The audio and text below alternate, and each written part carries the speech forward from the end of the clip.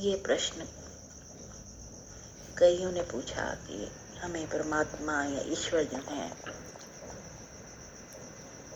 वो कैसे फौरन हमें दर्शन दें या हमें मिले। तो कोई भी चीज़ जल्दी नहीं होती। सब जो कुछ भी हम पाना चाहते हैं वो एक समय सीमा में बंधा होता है। अब आप सोचें कि हमारे पास बहुत सा धन इकट्ठा हो जाए, आज ही इकट्ठा हो जाए, हम करोड़पति बन जाएं, तो ये भी असंभव है। उसके लिए भी धीरे धीरे प्रयास करना पड़ता है और धीरे धीरे वो धन आप संचय करते हैं, इकट्ठा करते हैं। फिर एक दिन जो है, अगर वो धन आप व्यर्थ में नहीं गंवाते तो आप करोड़पति धनवान बनते हैं। इसी प्रकार परमात्मा को या ईश्वर को पाने के लिए हमें भक्ति का, जाप का, मंत्र का, जो भी हम भक्ति करते हैं उसका संचय करना है। हमारा जो है कल्याण तभी होगा जब हम धीरे धीरे शुरुआत करें। जैसे बच्चा पहले नर्सरी में पढ़ता है, फिर बाद में वो आगे चलकर एक ग्रेजुएशन की डिग्री हासिल करता है। इसी प्रकार आपको धीरे धीरे नर्सरी की कक्षा से शुरू होकर एक ग्रेजुएशन की डिग्री हासिल करने के लिए भक्ति करनी है। और ये कैसे हो? ये एक मन में लालसा हो जाए कि हमें प्रभु की प्राप्ति करनी है, हमें प्रभु से मिलना है, हमें तत्काल अपना उद्धार करना है। तो संसार का काम जैसे उद्योग करने से होता है, ऐसे ही हम समझते हैं कि परमात्मा की प्राप्ति भी उद्योग करने से होगी। वास्तव में ये बात नहीं है। परमात्मा सब देशों में, सब काल में, संपूर्ण वस्तुओं में, संपूर्ण व्यक्तियों में, संपूर्ण घटनाओं में, संपूर्ण परिस्थितियों में, अतः उनकी प्राप्ति के लिए केवल भीतर की लालसा होनी चाहिए, कुछ पाने की लालसा अंदर से होनी चाहिए। कहते हैं ना, मोटिवेशन होना चाहिए कुछ करने के लिए। तो परमात्मा की प्राप्ति, ईश्वर की प्राप्ति के लिए भी अंदर से आपकी इच्छा होनी चाहिए, भीतर की लालसा होनी चाहिए। अब अंदर की मोटिवेशन और लालसा कैसे आए? प्रभु की प्राप्ति के लिए सत्संग में जाना, जहाँ कीर्तन कथा हो रही हो वहाँ नित्य प्रतिदिन जाना, अपने इष्ट देव की आराधना करना, ये जब आप करने लगेंगे तो ये अंदर की मोटिवेशन जो है आपकी दृढ़ होती जाएगी। आपकी लालसा होगी कि मैं प्रभु का नाम जप करूं, प्रभु का चिंतन करूं और अपने ईश्वर को देखूं, उनसे मिलूं। तो अंदर की लालसा जो है वो आपको परमात्मा से मिलाने में सक्षम होती है। संसार की कोई वस्तु केवल लालसा से नहीं मिलती। लालसा होगी, उद्योग करेंगे और भाग में होगा तभी वस्तु मिलेगी। जैसे रुपए चाहिए तो रुपए की लालसा, रुपयों के लिए, पैसों के लिए प्रयत्न किया जाता है और प्रारब्ध में होता है तभी मिलता है। आप लाख जो है कोशिश कर लें, अगर आपकी प्रारब्ध में, किस्मत में नहीं है तो आपको नहीं मिलेगा। और प्रारब्ध कैसे बनी? आपके पूर्व जो पहले के किए हुए कर्म हैं, संचित कर्म हैं, जो आप कई जन्मों के कर्म आप लेकर इस जन्म में आए हैं, उससे आपकी प्रारब्ध बनती है।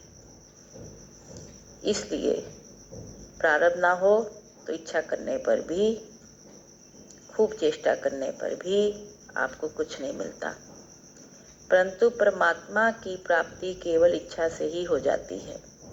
परमात्मा दयालु है, ईश्वर बहुत दयालु है, इसलिए उनकी प्राप्ति आप इच्छा करेंगे तो आपको हो जाएगी।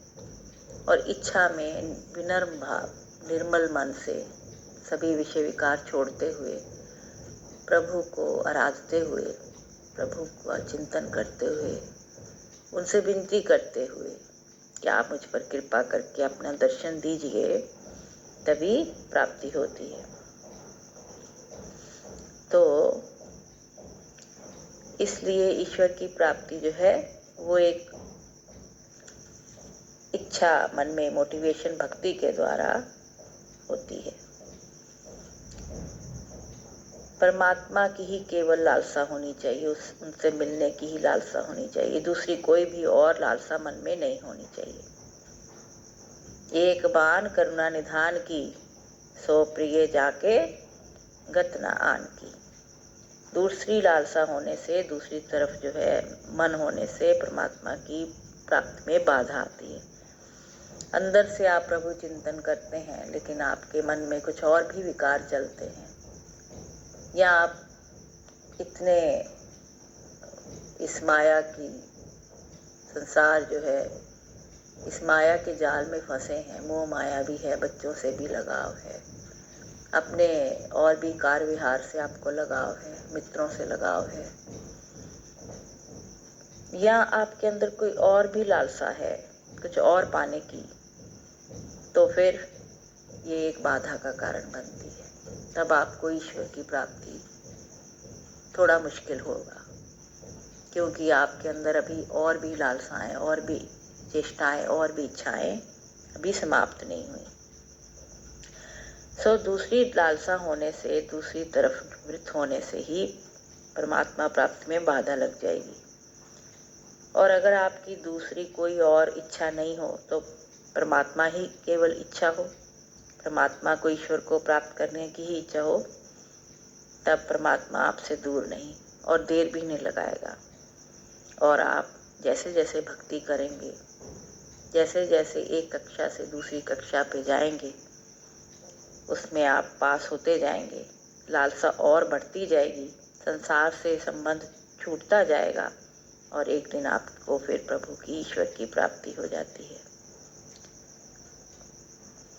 इसलिए संसार की इच्छा करके केवल धोखा मिलता है, लेकिन परमात्मा, ईश्वर की प्राप्ति के लिए जब आप इच्छा करते हैं, तब आपको परमात्मा ही मिलेगा, आपको सुख शांति मिलेगी, आपका मन आनंदित होगा।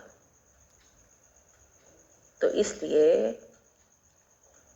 अपना समय खाली नहीं गंवाना चाहिए, क्योंकि ये मनुष्य जो तन मिला है, शरीर मिला है, ये व्यर्थ चला जाएगा अगर आपने इस जूनी में, मनुष्य जूनी में भक्ति नहीं की। क्योंकि मनुष्य जो है वो ही प्रभु कृपा द्वारा भक्ति कर सकता है, और मनुष्य देही तन जो है आपको 84 लाख जूनी के बाद बहुत मुश्किल से प्राप्त हुई है। इसको व्यर्थ ना गंवाएं, थोड़ा समय निकालकर प्रभु का चिंतन भक्ति में जरूर लगें, नहीं तो जब ये शरीर चला जाता है तो बाद में बहुत पछतावा होता है। केवल परमात्मा की जो आप अंदर से चाहत रखेंगे, और जैसे जैसे यकीन मानिए आप भक्ति करेंगे, जाप करेंगे, आपका मन उसमें टिकने लग जाएगा, और आपका मन और जाप करने में और भक्ति करने में लगेगा। एक बात ध्यान देने की है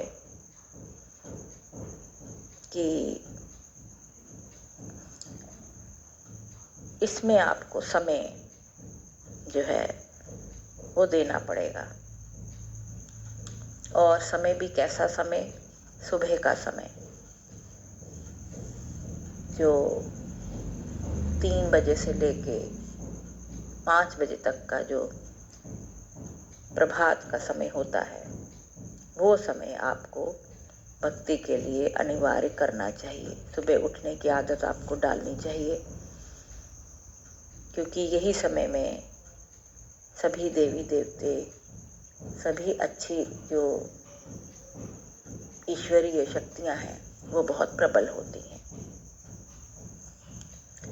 तो इसलिए जैसे मैं पहले भी कई बार बता चुके हैं कि आपको कैसे कैसे भक्ति करनी है, उसी प्रकार आपको ये भी एक विद्या लेनी चाहिए।